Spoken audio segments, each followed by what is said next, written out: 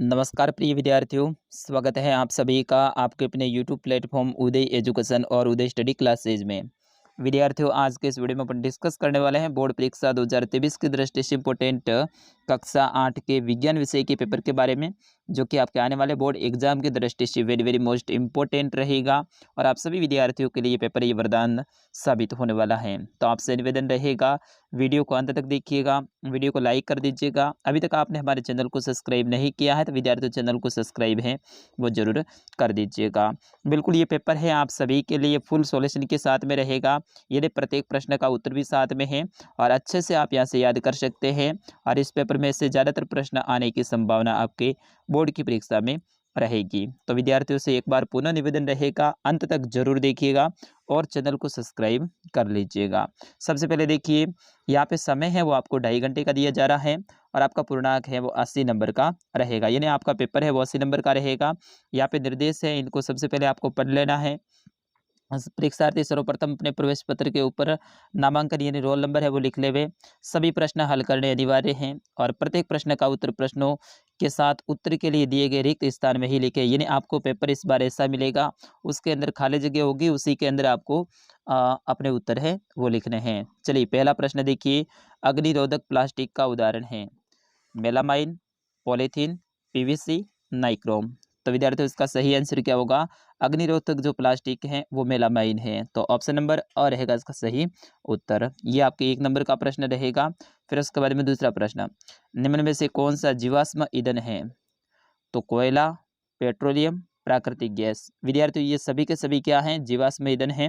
तो अपना सही उत्तर होगा उपयुक्त सभी ऑप्शन नंबर द। बढ़ते अगले प्रश्न की ओर। प्रश्न संख्या 3, पेट्रोल जैसे ज्वलनशील पदार्थों में लगी आग को बुझाने में उपयोगी कौन है? तो इसमें होगा CO2। CO2 से जो पेट्रोल जैसे ज्वलनशील पदार्थ हैं उसके अंदर अगर आग लग जाती है तो अपन CO2 के माध्यम से उनको बुझा सकते हैं। तो ऑप्शन नंबर ब रहेगा इसका सही उत्तर। अगला प्रश्न है प्रश्न संख्या 4 से लेकर 6 तक। इसमें सत्य के आगे टी लगाना है और असत्य के आगे एफ लगाना है। तो इसमें देखिए, निषेचन के पश्चात दिया गया अंडा एक एकल कोशिका है, क्या यह सही बात है या फिर गलत है? तो बिल्कुल ये सही बात है। निषेचन के बाद में अंडा एक एकल कोशिका बच जाती है, तो बिल्कुल ऑप्शन नंबर इसमें आपका टी सही रहेगा, ठीक है ना। उसी तरह से देखिए 5वां प्रश्न, किशोरावस्था में लड़कों का स्वर उच्च तीव्रता वाला होता है, क्या ये सही है या गलत है? तो बिल्कुल ये गलत है, एफ हो जाएगा, ठीक है ना।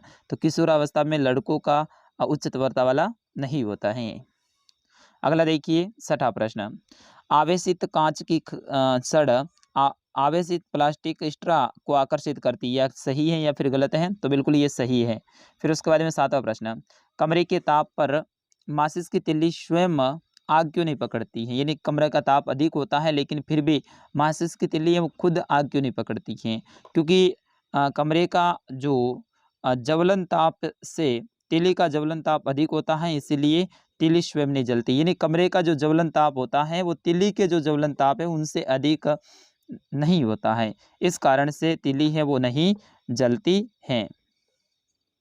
अगला देखिए प्रश्न संख्या 8, ऐसे 2 जंतुओं के नाम लिखिए जिनमें अलैंगिक जनन विखंडन द्वारा होता है। तो विद्यार्थियों ऐसा कौन से होंगे? एक तो आपका अमीबा हो जाएगा और एक हो जाएगा पैरामीशियम, ठीक है ना। तो ये 2 ऐसे आपके जंतु हो जाएंगे जिसके अंदर अलैंगिक जनन विखंडन द्वारा होता है। अगला प्रश्न है, ये सारे के सारे आपके सिलेबस पर आधारित हैं, बिल्कुल जैसा बोर्ड ने पैटर्न जारी किया है उसी के अनुसार ये पेपर में लेके आया हूँ। रुधिर में नमक की मात्रा का संतुलन किस हार्मोन से होता है? तो विद्यार्थियों इसका सही आंसर होगा एड्रेनालिन नामक जो हार्मोन है उसके कारण से रुधिर के अंदर है वो नमक की मात्रा का संतुलन है वो हार्मोन से होता है। अगला प्रश्न है प्रश्न संख्या 10, सरल विद्युतदर्शी का चित्र बनाइए। तो सरल विद्युतदर्शी का चित्र बनाना इस तरह से आप बना सकते हैं, ये देख लीजिए आप चित्र, बिल्कुल ऐसे ही आपको बनाना है। फिर उसके बाद में देखिए प्रश्न संख्या 11, सौर परिवार का चित्र बनाइए। यानी सौर परिवार आपको पता है सौर मंडल में 8 ग्रह होते हैं, तो इसको बिल्कुल बीच में जो केंद्र में आपका सूर्य, फिर उसके बाद में बुध, शुक्र, फिर उसके बाद में पृथ्वी, फिर उसके बाद में मंगल, बृहस्पति, शनि, अरुण और वरुण, इस तरह से ये 8 ग्रह के नाम लिखने हैं। यहाँ पे पूरे ग्रहों के नाम नहीं लिखे हुए हैं, लेकिन आपको पूरे ग्रहों के नाम लिखने हैं। फिर उसके बाद में देखिए प्रश्न संख्या 12। विद्यार्थियों मैं फटाफट समझा रहा हूँ ताकि आपका समय है वो ज़्यादा वेस्ट ना हो और सारे प्रश्नों को मैं कवर करवा लूँ। चलिए अगला प्रश्न है 12वां।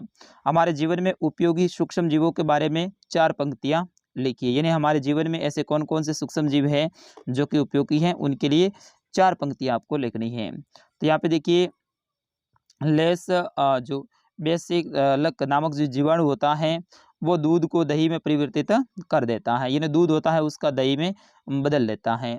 दूसरा देखिए दूध, दही, पनीर, यीस्ट का उपयोग होता है। उसी तरह से देखिए औषधियों के रूप में प्रतिजैविक काम करता है और केक व ब्रेड में यीस्ट का उपयोग होता है। तो इस तरह से यीस्ट के उपयोग आपको बताने थे, तो बिल्कुल ये आपके हो जाएंगे। अगला प्रश्न है प्रश्न संख्या 13। उदाहरण देकर प्रदर्शित कीजिए कि प्लास्टिक की प्रकृति असंचारक होती है। तो उदाहरण देके आपको बताना है प्लास्टिक पानी व वायु से अभिक्रिया नहीं करता है और प्लास्टिक का संचारक आसानी से नहीं होता है। अगला प्रश्न है प्रश्न संख्या 14। निशय चारणी में समूह 1 का समूह 2 से मिलान कीजिए। तो समूह 1 है, इसमें लंदन है, तो लंदन में क्या मिलता है? कोयला गैस मिलती है। उसी तरह से पेनसिल्वेनिया में क्या मिलता है? तो पेनसिल्वेनिया में प्रथम तेल कुआं मिला है। असम में क्या है? तो असम में क्या हो जाएगा?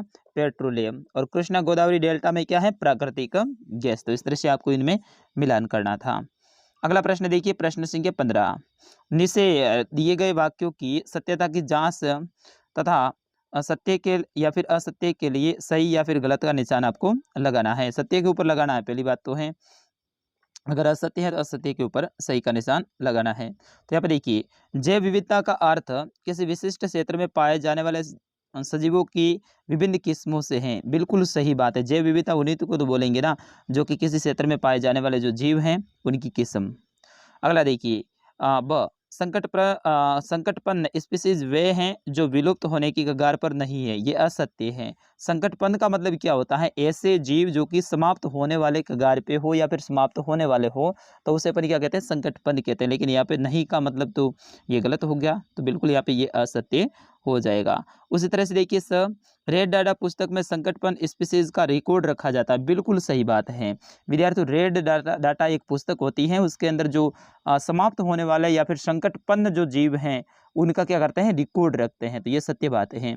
और देखिए विशेष क्षेत्रीय स्पीसीज संपूर्ण जगत में पाई जाती है, ये गलत बात है। अलग अलग क्षेत्रों में, कुछ ही क्षेत्रों में ये पाई जाती है। प्रश्न संख्या 16।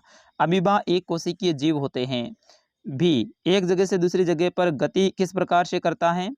अमीबा का नमक के चित्र बनाइए। तो ये थोड़ा सा बड़ा है, आप देख लीजिएगा। अमीबा एक कोशिकीय जीव होते हैं भी एक अमीबा है एक कोशिकीय जीव होते हुए भी एक जगह से दूसरी जगह पर गति कर पाता है। अमीबा के मुख्य भाग पर परिवर्तित केंद्र उभरते हैं जो कि पादप कहलाते हैं। तो इस तरह से अमीबा का आपको चित्र बनाना है। केंद्र कौन सा है, भोजनाभि कौन सा है, पादप कौन सा है, ये सारे के सारे आप यहाँ पे लिख सकते हैं। प्रश्न संख्या 17। बल किसे कहते हैं? अन्योन्य क्रिया के कारण बल कैसे कार्य करता है? तो विद्यार्थियों ये वेरी वेरी मोस्ट इंपॉर्टेंट रहेगा, इस वीडियो को रोक के इसका उत्तर आप पढ़ सकते हैं। फिर उसके बाद में 18वां प्रश्न है कि व्याख्या कीजिए सर्पी घर्षण स्थैतिक घर्षण से कम क्यों होता है? तो बिल्कुल यहाँ पे आपको व्याख्या करनी है। प्रश्न संख्या 19। एक दोलन 4 सेकंड में 40 बार दोलन करता है, तो इसका आवर्त काल है वो आपको ज्ञात करना है। तो आवर्त काल ज्ञात करने के लिए ये सूत्र होता है आवर्ती बराबर दोलनों की संख्या बटा समय सेकंड में। तो इस तरह से ये आपका इसका उत्तर निकालेंगे तो आपका उत्तर आ जाएगा। अगला प्रश्न है विद्युत लेपन विधि किसे कहते हैं? इसके 2 उपयोग लिखिए। विद्यार्थियों ये प्रश्न वेरी वेरी मोस्ट इंपॉर्टेंट है आपके एग्जाम की दृष्टि से।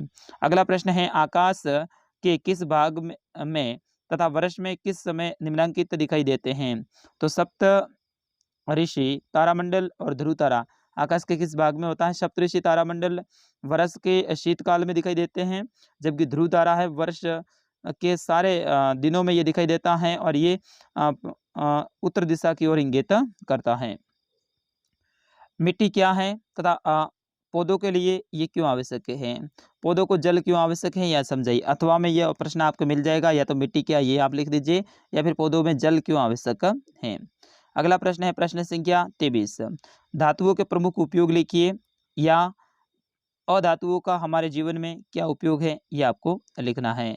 और अगला प्रश्न है प्रश्न संख्या 24, दो दर्पण एक दूसरे से लंबवत रखे हुए हैं, प्रकाश की एक किरण एक दर्पण पर 30 डिग्री के कोण पर आवर्तित होती है, जैसे कि निम्न चित्र में दर्शाया गया है, और दूसरे दर्पण में परावर्तित होने वाली परावर्तित किरण है वो आपको बतानी है। तो इसमें परावर्तित किरण क्या होगी वो आराम से आप निकाल के बता सकते हैं।